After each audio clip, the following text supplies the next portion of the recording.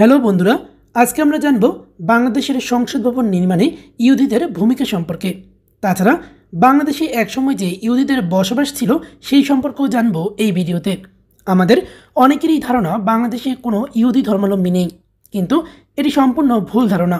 বাংলাদেশেও কিছু ইহুদি পরিবার রয়েছে এবং এটিও বিভিন্ন তথ্য থেকে জানা যায়। এই তথ্যটিও আজকে আপনাদের সাথে শেয়ার করব এই ভিডিওর মাধ্যমে। অবশ্যই পুরো ভিডিওটি দেখার অনুরোধ রইল, কারণ আংশিক ভিডিও দেখলে ভুল তথ্য জানতে পারেন। এমনকি হোসেন শহীদ সোহরাওয়ার্দী মেডিকেল কলেজ নির্মাণেও ইহুদিদের অবদান রয়েছে।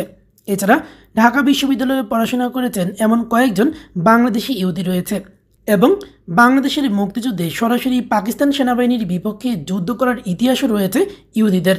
অর্থাৎ বাংলাদেশের মুক্তিযুদ্ধের রণাঙ্গনেও রয়েছে ইহুদিদের অবদান। প্রথমেই জেনে নিই জাতীয় সংসদ ভবন নির্মাণে একজন ইহুদির অবদান সম্পর্কে, তারপর বলবো অন্যান্য বিষয়ে। জাতীয় সংসদ ভবনের স্থপতির নাম হয়তো আমরা অনেকেই জানি, বিশেষ করে চাকরির পরীক্ষা, ভর্তি পরীক্ষা বা এই ধরনের প্রতিযোগিতামূলক পরীক্ষায় যারা অংশগ্রহণ করেছে তাদের ভালোভাবেই জানা থাকার কথা। জাতীয় সংসদ ভবনের স্থপতি হলো লুই আই খান। তার করা নকশার উপরেই দাঁড়িয়ে আছে বাংলাদেশের সংসদ ভবন। লুই আই খান ছিলেন একজন মার্কিন নাগরিক, কিন্তু তিনি মূলত ইহুদি সম্প্রদায়ের। লুই আই খান 1901 সালের 10 ফেব্রুয়ারিতে একটি স্বনামধন্য ইহুদি পরিবারে জন্মগ্রহণ করেন। লুই আই খান মৃত্যুবরণ করেন 17 মার্চ 1974 সালে। মূলত বাংলাদেশের বর্তমান সংসদ ভবনটি নির্মাণের কাজ শুরু হয় পাকিস্তানের শাসনামল থেকেই। 1961 সালে শুরু হয় এই ভবন নির্মাণের কাজ। পাকিস্তানের শাসক গোষ্ঠী বাংলাদেশের এই সংসদ ভবন তৈরির দায়িত্ব দেন মার্কিন স্থপতি লুই আই খানকে। বাংলাদেশের জাতীয় সংসদ ভবনের কাজ সম্পূর্ণ শেষ হয় 1982 সালের 28 জানুয়ারি। তখন রাষ্ট্র ক্ষমতায় ছিলেন হোসেন মোহাম্মদ এরশাদ। বঙ্গবন্ধু ও জিয়াউর রহমানের শাসনামলে বর্তমানের এই সংসদ ভবন ব্যবহার করা হয়নি।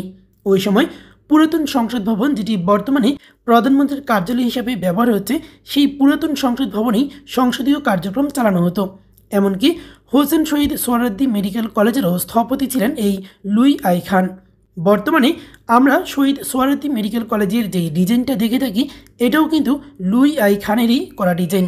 বাংলাদেশের সংসদ ভবন, হোসেন শহীদ সোহরাওয়ার্দী মেডিকেল কলেজ ও লুই আই খানের বিষয়টি স্পষ্ট করলাম। এবার জানাবো বাংলাদেশের মুক্তিযুদ্ধে মুক্তিযোদ্ধাদের পক্ষে ইহুদিদের অবদান সম্পর্কে। আমরা সবাই জানি বাংলাদেশের মুক্তিযুদ্ধে যৌথ বাহিনী গঠনের মাধ্যমে সরাসরি ভারতও অংশগ্রহণ করে, আর ভারতীয় বাহিনীর একজন ইহুদি সেনা কর্মকর্তা এই যুদ্ধের গুরুত্বপূর্ণ নেতৃত্বে থাকে। ভারতীয় সেনাবাহিনীর তৎকালীন জেনারেল JFR জ্যাকব ছিলেন একজন ইহুদি ধর্মাবলম্বী, আর এই ইহুদি সম্প্রদায়ের ভারতীয় সেনাবাহিনীর জেনারেল JFR জ্যাকব বাংলাদেশের মুক্তিযুদ্ধে খুবই গুরুত্বপূর্ণ ভূমিকা পালন করেন। তিনি 2016 সালের 13 জানুয়ারিতে মৃত্যুবরণ করেন। বাংলাদেশের মুক্তিযুদ্ধ নিয়ে JFR জ্যাকবের বিখ্যাত বই হল surrender in Dhaka, birth of a nation. এবার জানাবো বাংলাদেশে ইহুদিদের বসবাস সম্পর্কে। বর্তমানেও বাংলাদেশে কিছু ইহুদি পরিবার বাস করছে এমন তথ্য রয়েছে। তাছাড়া বাংলাদেশে শুধুমাত্র ইসরায়েলের নাগরিকদের আসা নিষেধ, কিন্তু ইসরায়েল ব্যতীত অন্যান্য সকল দেশের ইহুদিরাই বাংলাদেশে চাইলে আসতে পারে এবং আইনগতভাবে বসবাসও করতে পারে। অতীতেও বাংলাদেশি ইহুদি ধর্মাবলম্বীদের বসবাসের ইতিহাস রয়েছে। বাংলাদেশে বসবাসকারী বিশিষ্ট কয়েকজন ইহুদি ছিলেন, যেমন মর্চাই কোয়েন, যিনি একজন সাবেক টিভি উপস্থাপক এবং অভিনেতা। এছাড়া ঢাকা বিশ্ববিদ্যালয়ের সাবেক ছাত্র অ্যালেক্স হেরেনসনও বাংলাদেশে বসবাস করত। ব্রিটিশ শাসনামলে মূলত ইহুদিরা এই বাংলার ভূমিতে এসেছিলেন এবং তারা এই দেশে ব্যবসা বাণিজ্য বা চাকরি, পড়াশোনা ইত্যাদি কাজের সাথে যুক্ত ছিলেন। বাংলাদেশের আদমশুমারির পরিসংখ্যান অনুযায়ী হিন্দু, মুসলিম, বৌদ্ধ ও খ্রিস্টান ধর্মাবলম্বী ছাড়াও আরও কিছু ধর্মের মানুষ রয়েছে, যদিও এই সংখ্যা খুবই কম। দেশের মোট জনসংখ্যার মাত্র 0.12%। এই 0.12%-এর মধ্যে শিখ ধর্ম, জৈন ধর্ম সহ আরও কিছু ধর্মের অনুসারীরা রয়েছে। তার মধ্যে ইহুদিরাও থাকতে পারে, তবে বিভিন্ন মাধ্যম থেকে পাওয়া তথ্য অনুসারে এখনও কিছু ইহুদি পরিবার বাংলাদেশের রাজধানী ঢাকাতে বসবাস করে। তো প্রিয় দর্শক, অনেকেই কিন্তু আবার জানতে চাইতে পারেন যে এই তথ্যগুলো কোথায় থেকে সংগ্রহ করা হয়েছে বা এই তথ্যগুলো আপনারা কিভাবে বিশ্বাস করবেন যে এই তথ্যগুলো সঠিক।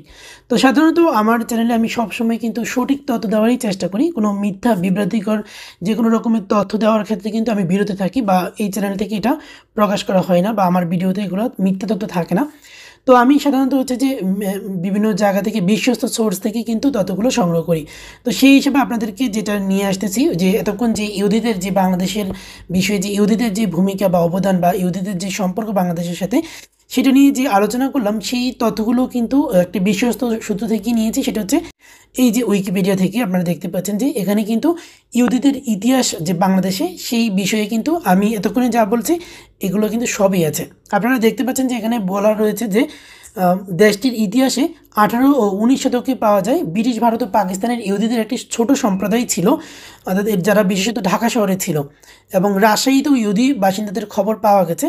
তো এবং বলা রয়েছে যে এই ইহুদিদের বেশিরভাগই কিন্তু 1960-এর দশকে দেশ ত্যাগ করেছিলেন, অর্থাৎ বেশিরভাগ গিয়েছে 1960-এর দশকে, কিন্তু সবাই কিন্তু যায়নি। তারপরে আমরা যদি দেখতে পাই যে এই দেশের ইহুদিদের যে ভূমিকা তার মধ্যে এখানে দেওয়া রয়েছে যে কিছু বিদেশি ইহুদি যারা দেশের সাথে বিশিষ্টভাবে যুক্ত। এখানে যদি আপনারা দেখেন যে তার মধ্যে রয়েছে স্থপতি লুই খান, যিনি বাংলাদেশের সংসদ নকশা করেছিলেন। অর্থাৎ এখানে বলছে যে বিদেশি ইহুদি যারা এই দেশের সাথে বিশিষ্টভাবে যুক্ত তারা হলেন আমেরিকান স্থপতি লুই খান, যিনি বাংলাদেশের সংসদ নকশা করেছিলেন, এবং জে এপার জ্যাকব, একজন ভারতীয় সেনা জেনারেল, যিনি বাংলাদেশের মুক্তিযুদ্ধে দায়িত্ব পালন করেছিলেন। অর্থাৎ বাংলাদেশের যে সংসদ ভবন নির্মাণ সেটা যে একজন ইহুদিদের তৈরি এখানে কিন্তু তা স্পষ্টভাবে বলা আছে। এবং ভারতের যে একজন আর্মির অফিসার ঊর্ধ্বতন কর্মকর্তা যিনি বাংলাদেশের এই মুক্তিযুদ্ধে নেতৃত্ব দিয়েছেন, সেই জে এপার জ্যাকব, যে ইহুদি লোকটা, ভদ্রলোক, তিনি যে আমাদের মুক্তিযুদ্ধে অবদান রেখেছেন সেটার স্বীকৃতিও কিন্তু বাংলাদেশের ইতিহাসে আছে। তারপর আমরা যদি লুই খানের এখানে দেখতে যাই তাহলেও কিন্তু আমরা এখানে দেখতে পাচ্ছি লুই খানের যে স্টোরিটা, সেখানেও আমরা দেখতে পাচ্ছি যে সে কিন্তু একজন, যে এখানে বলছে যে বিশ্ববিখ্যাত মার্কিন স্থপতি যিনি এস্তোনীয় ইহুদি বংশোদ্ভূত। আপনারা দেখতে পাচ্ছেন যে এই লেখাতে দেখেন যে এখানে বলা আছে যে এস্তোনীয় ইহুদি বংশোদ্ভূত, যে ইহুদি বংশোদ্ভূত, অর্থাৎ মার্কিন স্থপতি যিনি এস্তোনীয় ইহুদি বংশোদ্ভূত, অর্থাৎ তিনি যে একজন ইহুদি ছিলেন। বাংলাদেশের যে সংসদের যে ডিজাইন যিনি করেছেন বা স্থপতি যিনি ছিলেন, যার নকশার উপরে দাঁড়িয়েছে আমাদের সংসদ ভবন এবং আমাদের শেরেবাংলা মেডিকেল কলেজ যেটা আছে, সোহরাওয়ার্দী মেডিকেল কলেজ রয়েছে যেটা, তো সেটা যে একজন ইহুদিদের ডিজাইনের উপর দাঁড়িয়ে আছে বা তার স্থপতি যে একজন ইহুদি, সেটারই কিন্তু সেই উইকিপিডিয়া থেকে প্রমাণ মিলে। তারপরে আমরা যদি দেখতে পাই যে এখানে জে এপার জ্যাকবের যে তথ্য, এখান থেকেও যদি আপনারা দেখতে পারেন তাহলেও দেখতে পারবেন যে তার বাংলাদেশের 1971 সালে মুক্তিযুদ্ধে তার যে একটা বিশাল ভূমিকা ছিল, পাকিস্তান যুদ্ধে তার অসামান্য অবদান ছিল এবং তার জন্য তিনি পুরস্কৃত হয়েছেন ভারত সরকারের দ্বারা। তো এখানে কিন্তু এই সবগুলো তথ্যই রয়েছে। তো আপনারা কিন্তু এছাড়া বাংলাদেশে যে একটা সময়ে ইহুদিরা ছিল সেই ইতিহাসও কিন্তু আপনারা এই উইকিপিডিয়ার এই তথ্যগুলো থেকে পেয়ে যাবেন। তো আশা করি বুঝতে পারছেন ভিডিওটা, এবং হচ্ছে কোনো প্রশ্ন থাকলে সেটা কমেন্ট বক্সে জানাবেন, এবং কোনো কিছু জানার থাকলে সেটা কমেন্ট বক্সে জানাবেন, এবং ভিডিওটি কেমন লাগলো সেটাও কমেন্ট করে জানাবেন। তো সম্পূর্ণ ভিডিওটি দেখার জন্য সবাইকে অসংখ্য ধন্যবাদ।